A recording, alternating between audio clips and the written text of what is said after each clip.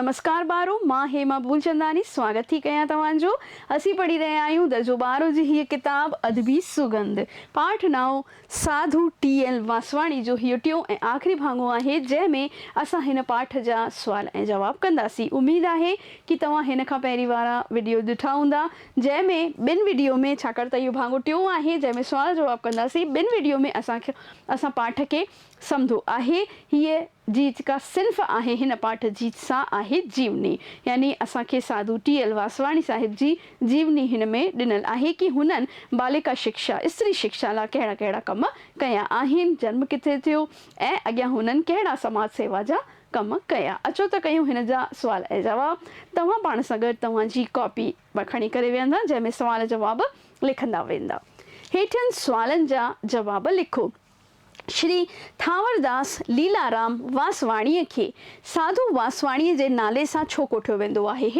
अगरि हिकु लाइन जो सुवाल अचे थो त इहो सुवाल बि अची सघे थो कि साधु टी.एल. वासवाणी जो पूरो नालो छा आहे। त हिते सुवाल में ई असां वटि ॾिसो अची वियो आहे श्री थावरदास लीलाराम वासवाणी।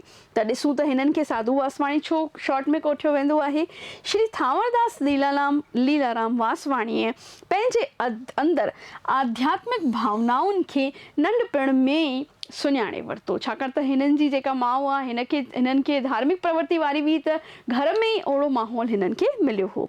हू शुरूअ खां ई पंहिंजे पाण खे परमात्मा जी भक्ति में रमाए छॾणु चाहींदो हो, पर हिननि जी माता जी इच्छा हुई कि ही गृहस्थ जीवन में प्रवेश कनि, यानी कि जीअं ॿिया ॿार थींदा आहिनि कि भई गृहस्थ जीवन में प्रवेश करे विवाह जो बंधन में ॿधी करे अॻियां जो जीवन व्यतीत कंदा आहिनि, त हिननि जी माता बि इहा ई चाहींदी हुई। हिननि जे नंढपण जो नालो थावरदास लीलाराम हो। सांसारिक जगत में हिननि खे टी.एल. वासवाणी जे नाले सां सुञातो वियो, त आध्यात्मिक माण्हू हिननि खे साधु वासवाणी जे नाले से सॾींदा हुआ ऐं अॼु बि असां हिननि खे साधु वासवाणी ऐं साधु वासवाणी मिशन, जेके भारत जे कुंड कुंड में फैलियल आहिनि, फेमस चर्चित आहिनि।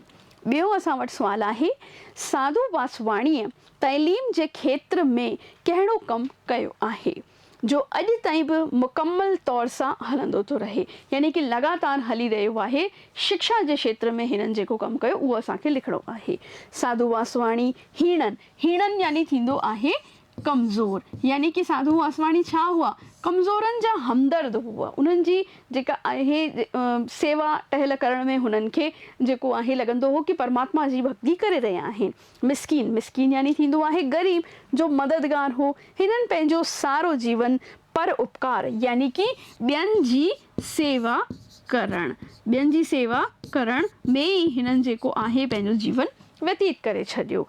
परमार्थ यानी ॿियनि जो सत्कार, ॿियनि जी सेवा में अर्पण कयऊं। बालकनि खे सची विद्या ॾियण लाइ प्यारे दादा हैदराबाद में मीरा स्कूल खोलियो, जिते किताबनि सां गॾोगॾु सची सिख्या ॾिनी वेंदी हुई। यानी तइलीमी खेत्र में हिननि कहिड़ा कम कया उन्हनि जे बारे में असांखे लिखिणो आहे। जीअं हू अॻिते हली आदर्शी इंसान थी क़ौम जो नालो, क़ौम थींदो आहे देश जो नालो जेको आहिनि हू रोशन कनि। ठीकु आहे बालको। ऐं छो ॾींदा हुआ? ऐं स्त्री शिक्षा, बालिका शिक्षा खे वधीक प्रोत्साहन ॾींदा हुआ, छाकाणि त हिकु अगरि औरत शिक्षित आहे, ख़ुदि क़ाबिल आहे, त हू सॼे घर खे क़ाबिल ऐं शिक्षित करे वठंदी आहे।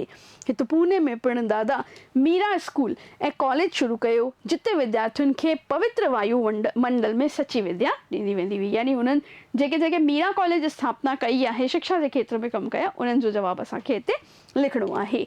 टियों सुवाल आहे, साधु वासवाणी आजीवन कुंवारो रहियो, ये असांखे पतो आहे।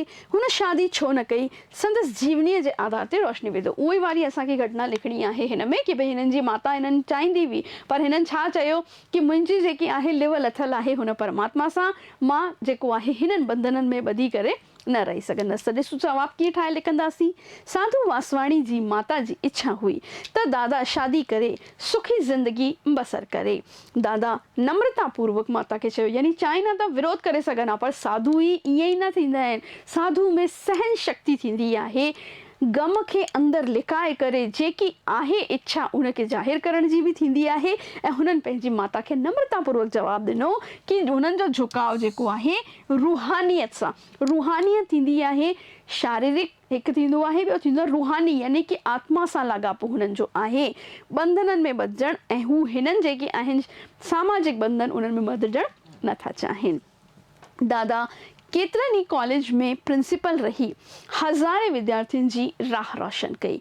पूज्य माता साहिब जे परलोक पधारजण खां पोइ दुनियावी उहिदनि जो त्याग करे, यानी कि ही कई कॉलेजनि में प्रिंसिपल रही चुका हुआ, ऐं कॉलेज जो प्रिंसिपल ॾाढी वॾी ॻाल्हि थींदी आहे, ॾाढो वॾो उहिदो थींदो आहे शिक्षा विभाग में। त ही प्रभु जी राह में आया ऐं जीवन में स्मरण शेवा जी ज्योति जॻाई। कंहिंजो स्मरण? प्रभु स्मरण जी ज्योति हिननि जेकी आहे पंहिंजे अंदरि जॻाई हुई। ऐं शेवा कंहिंजी? परमात्मा जी शेवा, यानी कि जेके मिसकीन ग़रीब आहिनि उन्हनि जी सेवा परमात्मा जी सेवा ई मञींदा हुआ। नेक्स्ट आहे लेखक दादा खे कंहिंजो रूप मञियो आहे, यानी कि लेखक साहिब जेको आहे साधू टी.एल. वासवाणी खे कंहिंजो रूप मञियो आहे, हिन जो जवाबु असांखे हिन में लिखिणो आहे। लेखक दादा खे सिंध जो टैगोर मञियो आहे। हिकु लाइन वारो अगरि सुवालु अचे थो त इन में ईंदो कि सिंध जो टैगोर कंहिंखे मञियो वियो आहे? सिंध जो टैगोर साधू टी.एल. वासवाणी खे मञियो वियो आहे। जीअं गुरुदेव यानी कि गुरुदेव रविंद्रनाथ ठाकुर विश्व भारती शांति निकेतन जी स्थापना करे विद्या जी नई जोत जगाई, तीअं दादा स्कूल ऐं मीरा कॉलेज खोले विद्या जे खेत्र में नई सुञाणप आंदी। यानी रविंद्रनाथ टैगोर गुरुदेव छा कयो? शांति निकेतन जी स्थापना कई, ऐं हू हिन तरीक़े सां छा आहे अध्यात्म जी तरफ़ जेको आहे बालकनि खे मोड़णु चाहींदा हुआ कि सिर्फ़ु सांसारिक माया मूं हिन अध्यात्म जी तरफ़ तव्हां ध्यानु ॾियो। साॻी रीत साधू टी.एल. वासवाणी छा कयो कि जॻह जॻह ते स्कूल, कहिड़ा स्कूल? मीरा स्कूल ऐं कॉलेज खोलिया हुआ ऐं शिक्षा जी अलॻि जॻाई हुई। पंजो आहे हिन मज़मून जे लेखक डॉक्टर दयाल आशा जी मुख़्तसर वाक़फ़ियत ॾियो। हाणे तव्हां चवंदा ही त जीवनी चई हुई मां, पर जीवनी सां गॾु हिकु तरीक़े जो मज़मून बि थी सघे थो साधू टी.एल. वासवाणी ते। त हाणे हिन जा जेके लेखक आहिनि न उन्हनि जे बारे में असांखे लिखिणो आहे, यानी डॉक्टर दयाल आशा जे बारे में। ऐं इहो किथे ॾिनल आहे? असांजे सभु जेकी किताब आहे दर्सी किताब उन में असांखे लेखक परिचय ॾिनल आहे।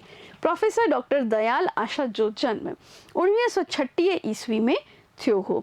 संदन जीवन आहे हिकु चमन, हिकु बाग में बुलबुल पियूं ॻाइनि, पुष्प प्यासूअ में चिमकनि। हुन केतिरा ई गीत लिखिया आहिनि, उहे गीत ई ॻाए बि थो, यानी डॉक्टर दयाल आशा लिखण सां गॾु गॾु गीत ॻाईंदो बि हो, सिंगर बि हुआ। संदन ॻाइण में मिठास आहे, सिक ऐं सोज़ आहे, दिलि जो दर्द आहे। खादी पोश, नम्रता जो पुतलो, दयाल आशा, गायक दयाल आशा, भगत दयाल आशा, मन मोहिंदड़ दयाल आशा, प्रिंसिपल आलिम, आलिम मतलब कि स्कॉलर असां जंहिंखे चवंदा आहियूं, जंहिंखे ज्ञान हुजे, इल्म सां अखर आलिम ठहियो आहे। रिसर्च स्कॉलर दयाल आशा, इहे आहिनि डॉक्टर दयाल आशा जी मुख़्तसर वाक़फ़ियत। वाक़फ़ियत मतलब कि ॼाण। हू केतिरनि सालनि खां शाइरीअ जे मैदान में कलम जो घोड़ो दौड़ाईंदे पियो रहियो आहे। हिन दौड़ में हू काफ़ी अॻिरो रहियो आहे, यानी कि सिंधी गीत, सिंधी शाइरी हिननि लिखी आहे। हीअ आहे डॉक्टर दयाल आशा जी वाक़फ़ियत। साहित्य जे क्षेत्र में हुन 50 खां वधीक किताब, घणा असां लिखंदासीं, 50 खां वधीक बुक्स हिननि लिखियूं आहिनि। जेतिरा इनाम डॉक्टर दयाल आशा खे मिलिया आहिनि, ओतिरा ॿिए कंहिं बि लेखक खे सिंधी साहित्य में, सिंधी अदीब में न मिलिया आहिनि। सच पचित हू इन्हनि जो हक़दार आहे। खेसि यूनिवर्सिटी जी सभ खां ऊची डी.लिट जी उपाधि तव्हां ॿुधी हूंदी बालको, यूनिवर्सिटी सभिनी खां वॾी उपाधि थींदी आहे, PhD M.Phil खां बि मथे नवाज़ियो वियो आहे। सिंधी महापुरुषनि, संतनि, कवियुनि जे जीवनियुनि ते वॾा ग्रंथ हिन लिखिया आहिनि। यानी किताबुनि सां गॾु गॾु छा लिखिया आहिनि? ग्रंथ। ग्रंथ छा थींदो आहे? किताब त नंढड़ो थी सघे थो, 100, 200, 300 पेजनि जो, ऐं ग्रंथ थींदो आहे वॾो रूप किताब जो। जीअं असां गुरु ग्रंथ साहिब पढ़ंदा आहियूं न टिकाणनि में, मंदरनि में, गुरुद्वारे में, तहिड़ो ग्रंथ थींदा आहिनि। हिननि जेके आहिनि लिखिया हुआ, तंहिं करे हिननि खे सभिनी खां वधीक सिंधी साहित्य में इनाम अता कया विया हुआ। उहे बि मां तव्हांखे ॿुधाईंदी आहियां बालको कि लेखक परिचय तव्हांखे सभिनी जो पढ़णो आहे। कवि परिचय बि सभिनी पोयम, जेके 15 पोयम ॾिनल पढ़णो आहे। इहो सुवाल इम्पॉर्टेंट आहे। त इहो असांजो सवालनि जवाबनि वारो वीडियो जेको आहे साधू TL वासवाणी पाठ 9 जो जेको डॉक्टर दयाल आशा पारां लिखियलु आहे इते ख़तमु थिए थो। मिलंदासीं नए वीडियो सां गॾु नए पाठ में। तेसीं ताईं नमस्ते।